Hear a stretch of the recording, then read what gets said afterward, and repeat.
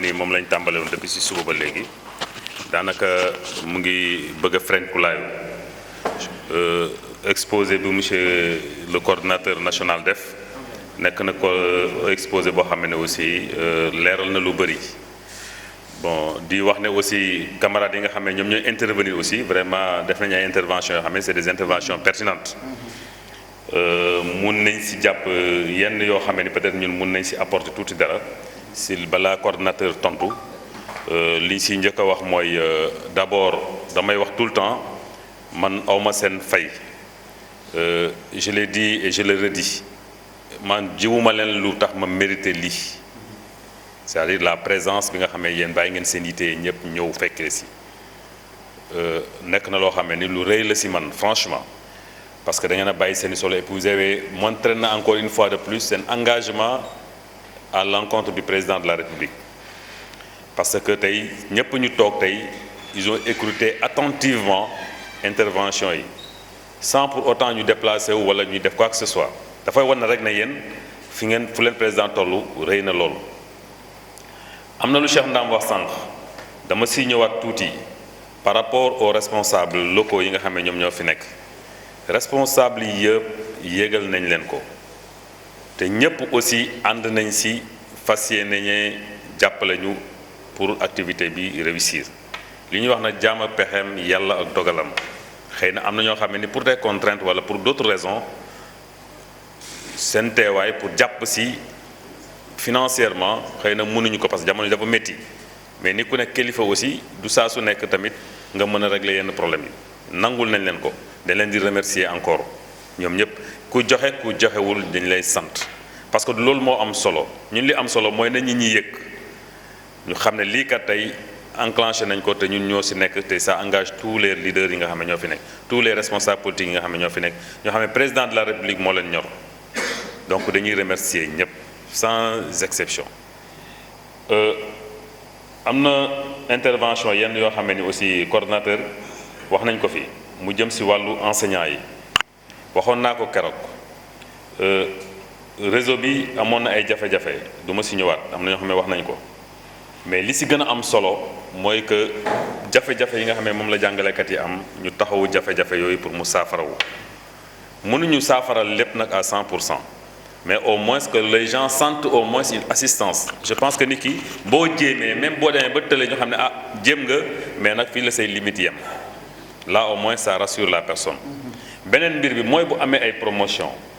vraiment les collègues sont dans le besoin ça du ma ko cesser di ko wax tey ñii c'est les militants de première heure du parti c'est des jeunes c'est des enseignants engagés pour le parti te ñoom ñi tey ku muy wax li Cheikh Ndam wax sànq nee na ku ñeewul sa awo du la may ñaareel c'est une vérité absolue tey ñii fi toog yëpp tey waroon nañ mën a accéder ci yenn poste de responsabilité parce qu'ils ont les compétences requises pour pouvoir diriger am nañ compétences yi xëy na nag affaire bi moo dul wàcc fi mu war a wàccee le président li muy def mu ngi koy def saa fu nekk dama ko fay wax Macky amul lenn lum ñu war lool lépp lu mën il l'a fait maintenant xëy na ni mu war a wàccee la wàcceewul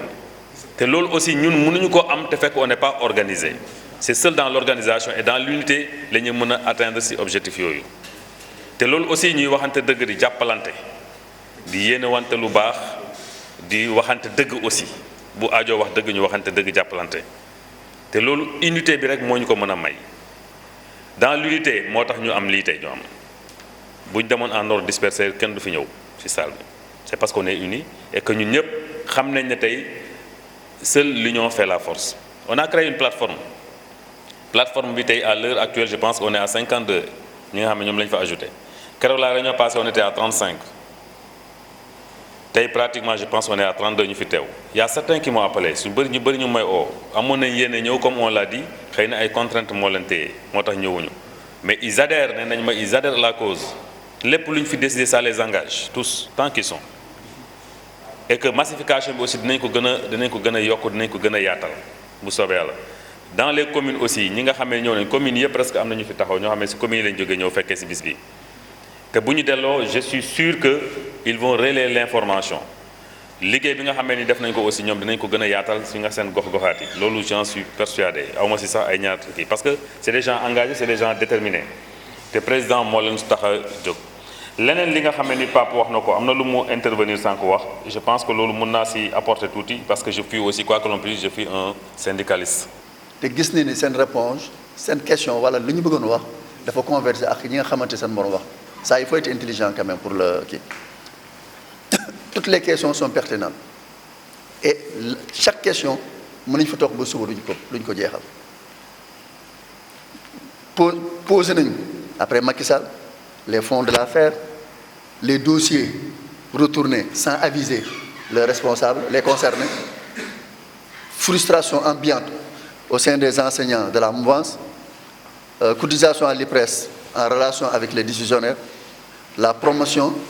et également d'autres aussi ont fait vraiment des contributions, ils n'ont pas posé de questions, mais des contributions pertinentes ligne def. Donc le livre, bon, ça ne fait qu'agrémenter les débats ou l'âge d'aujourd'hui. Et la démarche, elle est pertinente. Exposer des questionnements, élucider quoi, et ensuite on procède maintenant à l'installation officielle du bureau départemental.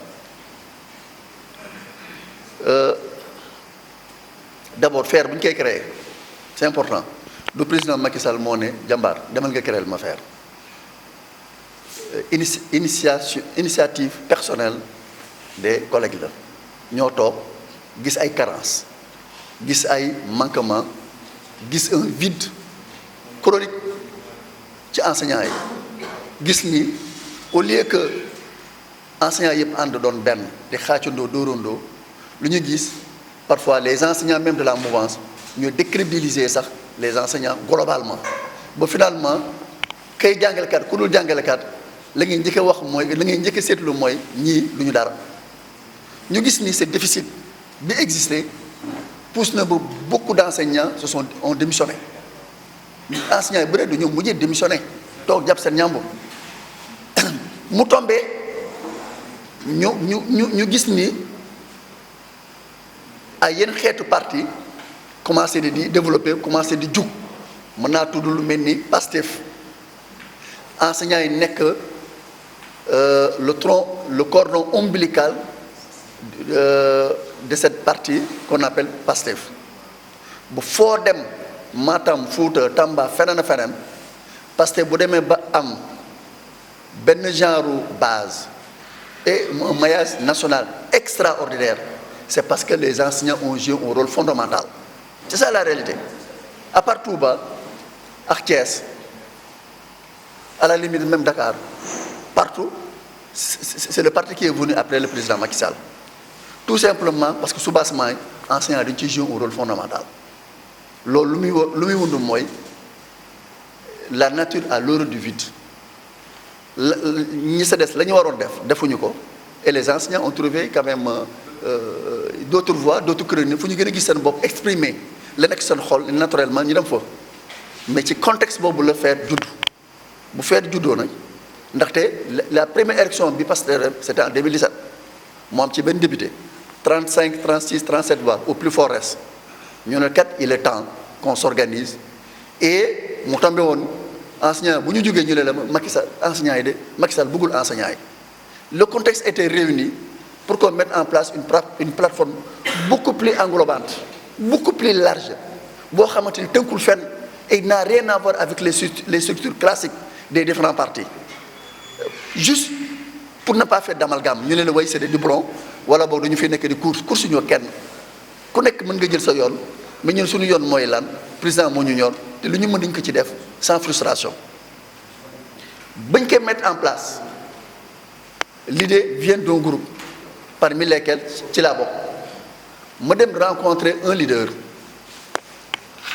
que tout le monde connaît, je pense bien, mooy Maodo Malick Mbaye, le directeur de ANAMO. Je suis grand. Je suis une idée, avec mbokk jàngalekat, mettre en place une plateforme nationale. Je suis national nga wax de. Je suis national.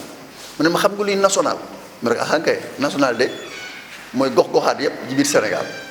national mooy ba Goudomp ma ne ko waaw ba Bakel ma ne ko waaw ah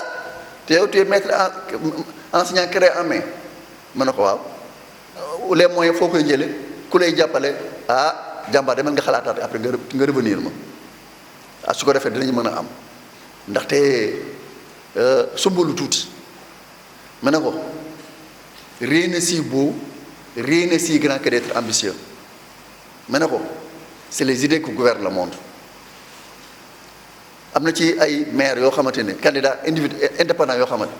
c'est des millionnaires ou des milliardaires mais du tax ñu doon maire la boo deful na sax qu'ils sont impopulaires chez eux si seen quartier c'est pas un problème d'argent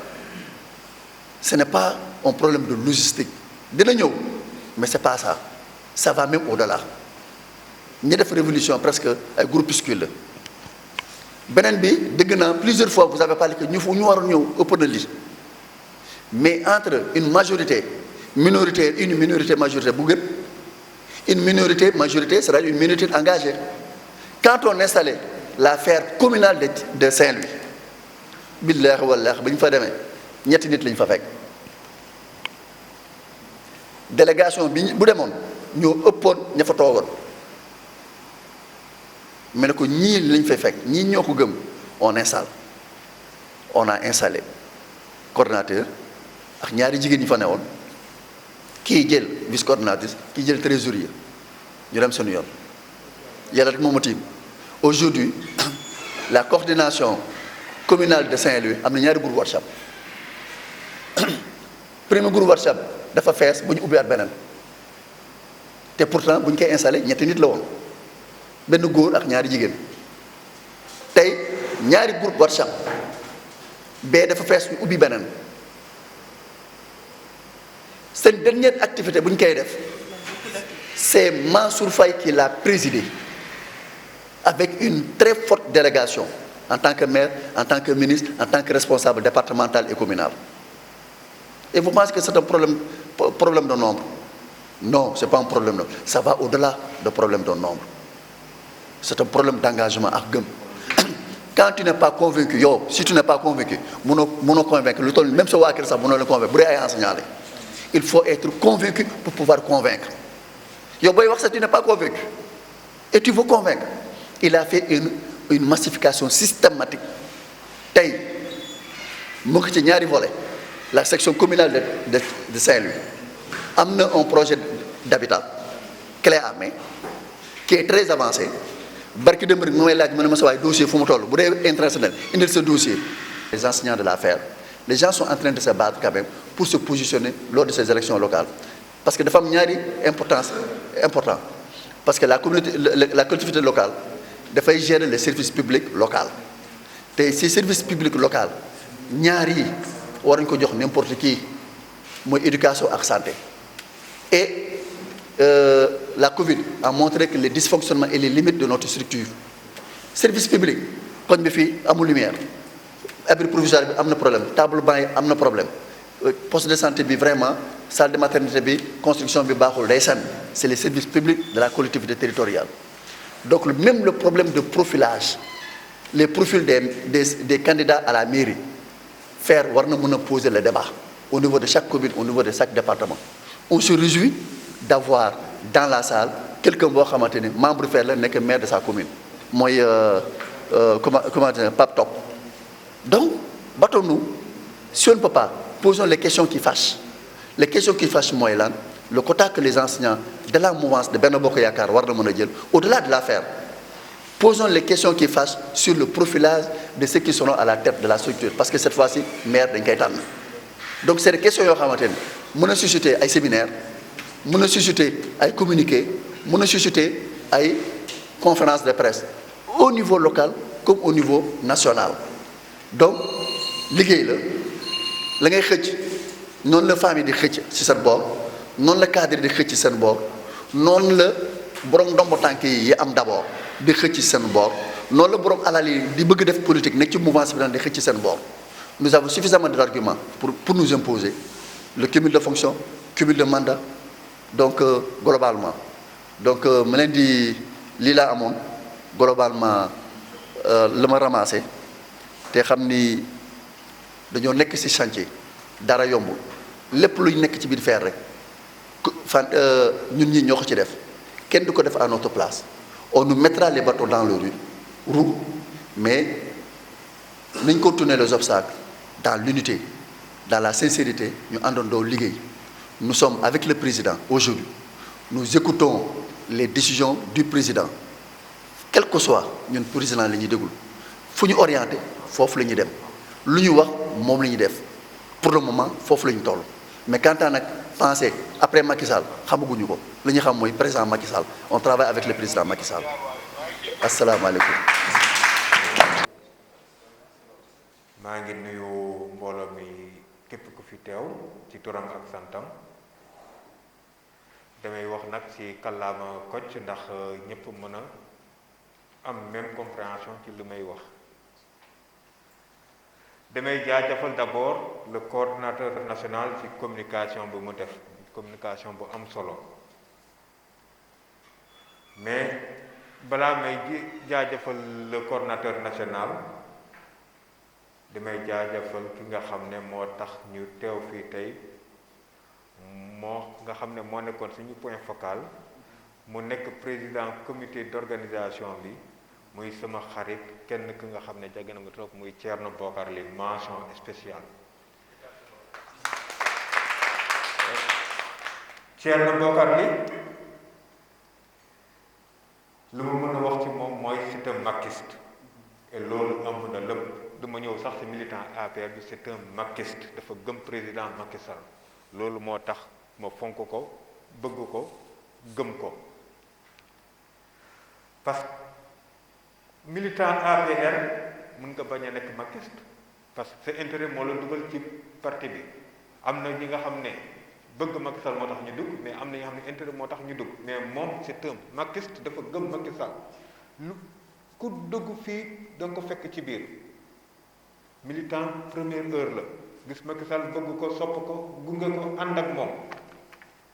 donc merci Thierno Bokar Ly te action lépp li muy def intérêt Macky Sall lay jiital donc encore merci Thierno Bokar Ly beneen bi du ma compléter sax mais dafa am coordonnateur benn aspect bu nga xam ne xaw na ko fàtte moo tax ma bëgg ko leeral mooy ci wàllu blouse yi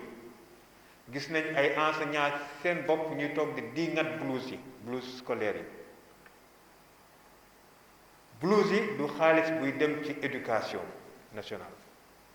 il faut que mu leer éducation nationale lan la ci am mooy ñu jël blouse yi jox ko élèves yi ñu sol ko te loolu dinaa ci leeral benn affaire élève bu nekk Fongolimbi wala bu nekk Tung benn village dans le département de Linguère xamul blouse ci télé rek lay gis élèves yi di sol ay blouse dina am benn frustration buy nekk ci moom mais suñu uniformiser blouse yi Sénégal élève boo mënta dem foo mënta nekk ci Sénégal mu ngi sol blouse mais ñooñu ñu ngi gis seen bopp ci système bi élève bu nga xam ne ay parents am ay néew ji doole lañ yére bu muy sol sax pour mu ñëw classe problème la dina xaw a frustré wu par rapport ak yeneen élèves yi ñi nga xam ne ñu ngi sol ay yére yu rafet de kii am na benn frustration psychologique bu nga xam ne mu ngi accompagner élève boobu peut-être loolu mën na ko tere jàng sax mu am benn complexe d'infériorité par rapport ak yeneen élèves yi mais blouse bi daf koy effacer donc lii ci réalisation président Macky Sall te ñun enseignants yi di ko war a di ko valoriser di ko gërëm ci loolu su ma waxee que ne benn dërëm ñëw ci éducation lu tax encore ñu war ci gërëm président Macky Sall mooy xaalis bi ci artisan yi lay dem parce que ñoom ñooy confectionner plus ñoom li ñuy fay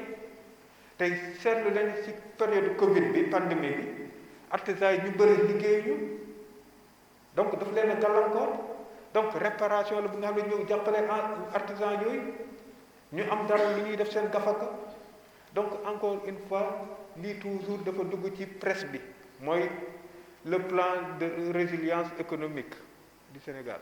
bu nga xam ne moom la ñu préparé pour lutter économiquement contre la pandémie parce que pandémie bi di seet dafa mettre toutes les économies de tous les pays à genoux donc président Macky Sall gàcce ngaalaama lépp lu mu def pour mën a dimbale Sénégalais yi mu ngi koy def milliards yi ñuy investir yi du milliards yuy dem ci éducation mais milliards yuy dem ci artisan yi la éducation blouse yi rek lañ ci am élèves yi di ko sol te loolu day wàññil sax parents yi aussi ay charge di jëndal seen ay doom ay yére pour ñuy dem di jàngi parce que gis nañ ouverture école su ñëwee parents yu bëri non seulement fourniture mais di ñu nekk di xotti di ay yére di sonn pour seen doom yi mais blouse yi dina wàññi loolu yëpp ouverture su ñëwee doo ko xalaat yow dem jënd blouse sa doom sax blouse bi lay sol dem école donc encore une fois moom la amoon lu muy leeral li nga xam ne lu jara tax encore ñuy gën a di gunge président Macky Sall di ko jàppale suñuy communication fu ñuy dem nañuy leeral que ni blouse yi du xaalis bu nga xam ne buy dugg ci éducation mais xaalis bu nga xam ne ci artisan yi lay dem mais te artisan yooyu du artisan wu Dakar rek il faut ñu leeral ko encore c'est au niveau départemental dinañ xool artisan ñi fa nekk ñoom ñooy confectionner blouse seen ay doom ñuy jàng foofu ci département bi donc du lu nga xam ne di nga koy bàyyi pour Dakar kese waa Dakar di si bénéficier un peu partout dans le Sénégal dans tous les départements artisans yi fi rek ñoom ñëpp ñoo si bénéficier wu moom la amoon lu may leeral di leen remercier yéen ñi.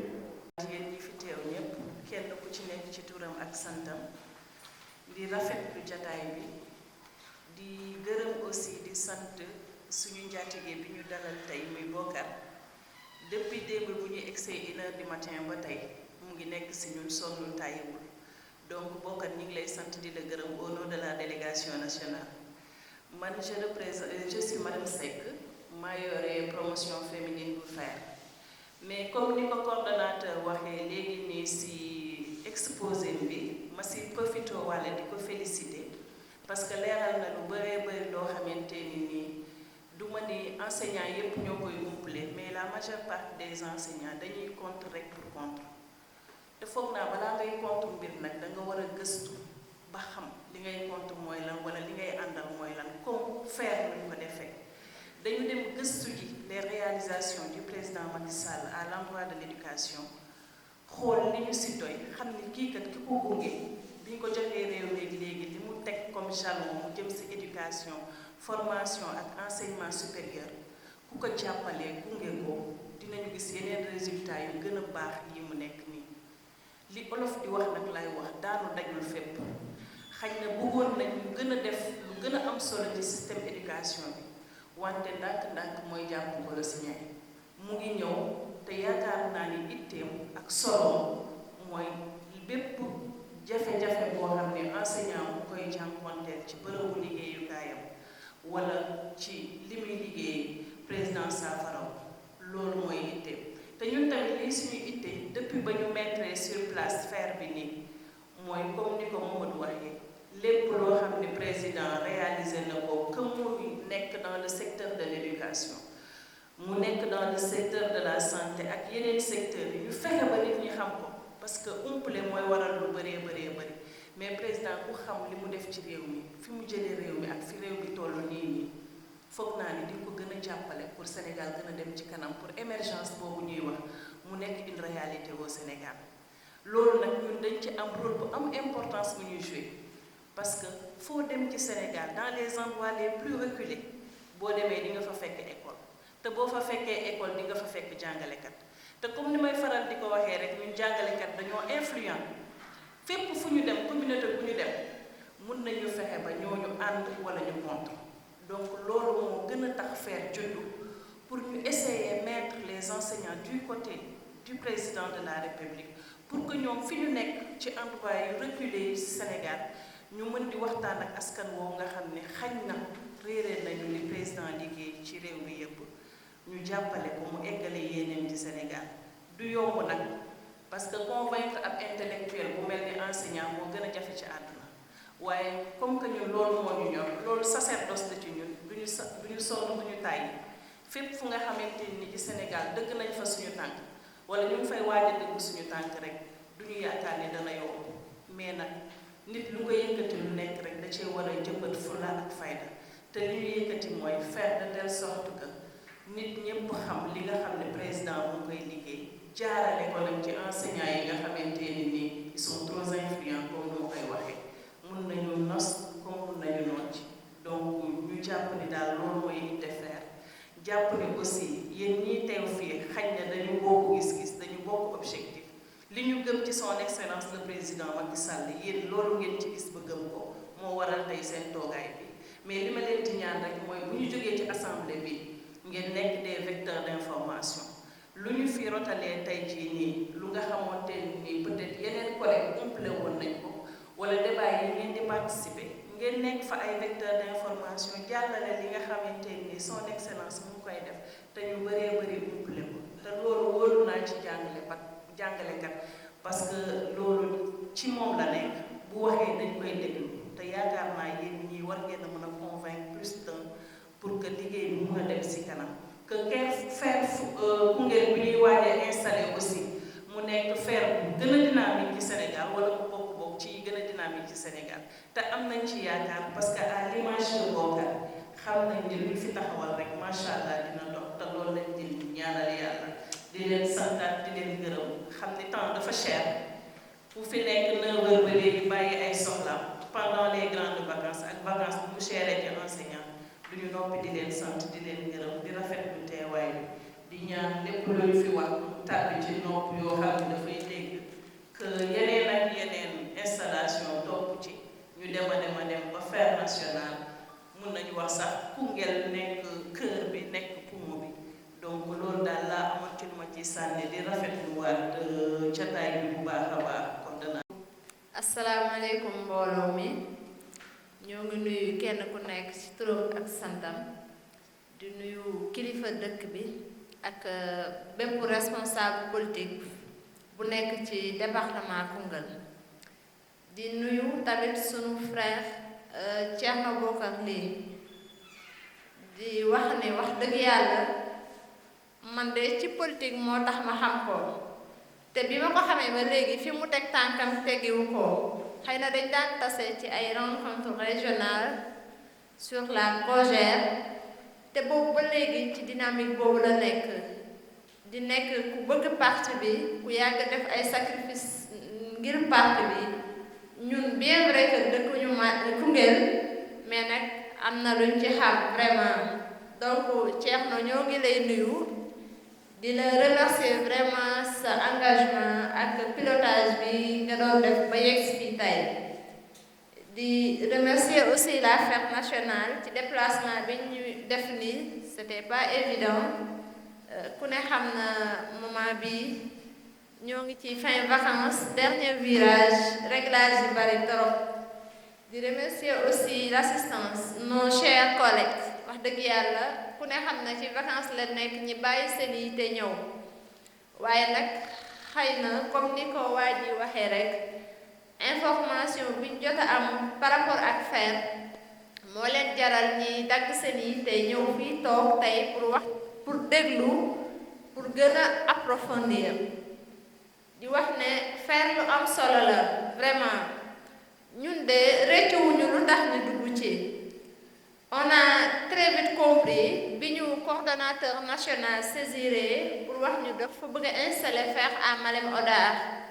mu nekk loo xamante ni dañ cee sawar ndax nekk jàngalekat teg ci boppu parti APR nga ñëw ne da ngay installer structure buy jàppale président loolu moom dañoo gis ne sunu devoir la woon pour ñu engagé wu ci vraiment di ci dem nag di wax ne peut-être terrain bi yombul mais incha allah y a l'engagement et la volonté te fas yéene nañ dem ci bu baax a baax comme ni ko madame Seck waxee rek xëy na information bi moo des a wàcc ci terrain bi donc ñuy relayer information bi bu baax a baax am na ay collègues yoo xam ne peut-être dañuy toog dégg benn mbir di ci wax te duñu xam le fond donc day baax yu mel nii ñi di ko jël di ko relayer di partager information bi ak ñoom ñiy xam parce que ki wax yenn yi jàpp naa dafa xamul mais su demee ba xam rek moom en personne day nekk di sensibiliser nit ñi di leen xëcc mais au contraire dootul nekk di yàq walla dara di wax ne pare nañ daal ñun pour accompagner le président Macky Sall te tamit y avait un de nos frères le coordonnateur de Berkilan qui devait être avec nous dafa am empêchement vraiment pour ñëw fekk la ci sunuy frères de Koungheul de la même région pour ñu installer section de Koungheul suñu paree xam naa ne section de Kaffrine moo ciy tegu du ñàkk après ñuy def des rencontres régionales pour gën a yaatal pour gën a fësal sunu yitte fii ci région bi par rapport ak FAIRE ñoo ngi gërëm ñëpp dina sant di jéggalu nag ci kàddu yi merci. La FAIRE départementale de Koungheul, pour soutenir son Excellence le Président de la République Macky Sall, les enseignants républicains n'ont pas que le réseau dénommé Réseau des enseignants de l'APR. En effet, la FAIRE, Fédération des enseignants et éducateurs pour la République, qui a vu le jour depuis 2017, continue d'élargir ses bases dans l'optique d'un maillage national. Dans cette dynamique, les enseignants républicains et de la mouvance du département de Koungheul ne seront pas en reste et se disent plus que jamais déterminés à soutenir leur leader. Car rappelle-t-il, à qui veut l'entendre, depuis son accession à la tête de ce pays, le président Macky Sall a fait des réalisations qui doivent lui valoir un soutien sans faille face aux démagogues qui ne se meuvent que pour leur propre intérêt. Aussi bien dans les domaines de la recherche et de l'innovation, de l'éducation, de la santé et du social que dans les politiques d'insertion et d'emploi, en passant par les domaines de l'entrepreneuriat, de l'industrie, des transports, du tourisme, des sports et de la culture. Entre autres, le bilan de son Excellence, le Président de la République, est incontestablement reluisant. Ce samedi 18 septembre 2021, est tenue leur Assemblée générale constitutive pour installer définitivement la FAIRE à Koungheul. Une réponse à la léthargie de l'ancienne structure qui les unissait depuis 2012. Cette date à retenir est un jour de vérité et ces inconditionnels du chef de l'État promettent une forte mobilisation pour montrer en face du monde leur fidélité militante et leur patriotisme qui dépasse les 20 mots dont fait usage une minorité insignifiante de la classe politique. Pour une fois de bon, ces républicains et leurs collègues de la mouvance apporteront leur démenti aux théoriciens démagogues, à ces assoiffés de pouvoir selon qui les enseignants ont tourné le dos au président de la République, au président Macky Sall. Aussi, contrairement à la manière d'une opposition aigrie, déboussolée, mal barrée, qui n'a que ses légèretés et qui n'apporte nulle preuve à ces allégations, la FAIRE départementale de Koungheul démontre face à l'opinion nationale et internationale que le président Macky Sall a réussi là où tous ses prédécesseurs ont échoué dans le système éducatif sénégalais, comme dans les autres domaines de politique publique. Reconnaissant tout de même que l'œuvre humaine est imparfaite, les membres de la structure départementale, fidèles à son excellence, exhorteront son gouvernement à gérer plus efficacement leur carrière en apportant plus de diligence au dossier des enseignants, notamment leur intégration dans la fonction publique, leur avancement, leur alignement, rappel et DMC. La FAIRE départementale de Koungheul réitère sa constance aux côtés du chef de l'État Macky Sall et son gouvernement pour l'apaisement du climat social dans le système éducatif sénégalais. Vive le Sénégal, vive le président Macky Sall, vive la FAIRE de Koungheul. Merci beaucoup. Vraiment, c'est joli. Voilà, on peut dire photo, immortaliser encore la dernière étape de cette journée. Je pense que M. le coordinateur Thierno Bocoum a déjà dit de communiquer le final.